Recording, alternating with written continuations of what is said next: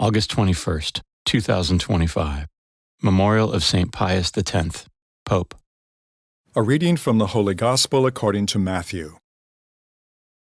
Jesus again in reply spoke to the chief priests and the elders of the people in parables, saying, "The kingdom of heaven may be likened to a king who gave a wedding feast for his son. He dispatched his servants to summon the invited guests to the feast, but they refused to come. A second time he sent other servants, saying, 'Tell those invited, behold, I have prepared my banquet. My calves and fattened cattle are killed, and everything is ready.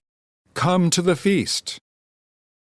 Some ignored the invitation and went away, one to his farm, another to his business. The rest laid hold of his servants, mistreated them, and killed them.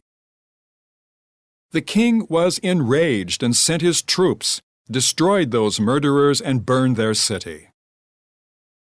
Then the king said to his servants, 'The feast is ready, but those who were invited were not worthy to come. Go out, therefore, into the main roads and invite to the feast whomever you find.' The servants went out into the streets and gathered all they found, bad and good alike, and the hall was filled with guests. But when the king came in to meet the guests, he saw a man there not dressed in a wedding garment. He said to him, 'My friend, how is it that you came in here without a wedding garment?' But he was reduced to silence. Then the king said to his attendants, 'Bind his hands and feet and cast him into the darkness outside, where there will be wailing and grinding of teeth. Many are invited, but few are chosen.'" The Gospel of the Lord. A reading from the book of Judges. The Spirit of the Lord came upon Jephthah. He passed through Gilead and Manasseh, and through Mizpah-Gilead as well. And from there he went on to the Ammonites.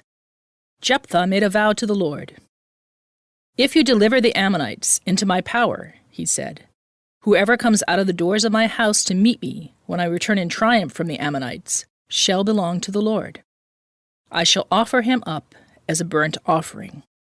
Jephthah then went on to the Ammonites to fight against them, and the Lord delivered them into his power, so that he inflicted a severe defeat on them. From Aroer to the approach of Minnith, 20 cities in all, and as far as Abel-Karamin. Thus were the Ammonites brought into subjection by the children of Israel. When Jephthah returned to his house in Mizpah, it was his daughter who came forth, playing the tambourines and dancing. She was an only child. He had neither son nor daughter besides her. When he saw her, he rent his garments and said, "Alas, daughter, you have struck me down, and brought calamity upon me, for I have made a vow to the Lord, and I cannot retract." She replied, "Father, you have made a vow to the Lord. Do with me as you have vowed, because the Lord has wrought vengeance for you on your enemies, the Ammonites." Then she said to her father, "Let me have this favor. Spare me for 2 months, that I may go off down the mountains to mourn my virginity with my companions." "Go," he replied, and sent her away for 2 months. So she departed with her companions and mourned her virginity on the mountains. At the end of the 2 months, she returned to her father, who did to her as he had vowed. The word of the Lord. The responsorial psalm. The response is, "Here I am, Lord. I come to do your will." Blessed the man who makes the Lord his trust, who turns not to idolatry, or to those who stray after falsehood. Here I am, Lord. I come to do your will. Sacrifice or oblation you wish not, but ears open to obedience you gave me. Burnt offerings or sin offerings you sought not. Then said I, "Behold, I come." Here I am, Lord. I come to do your will. In the written scroll it is prescribed for me. To do your will, O my God, is my delight, and your law is within my heart. Here I am, Lord. I come to do your will. I announced your justice in the vast assembly.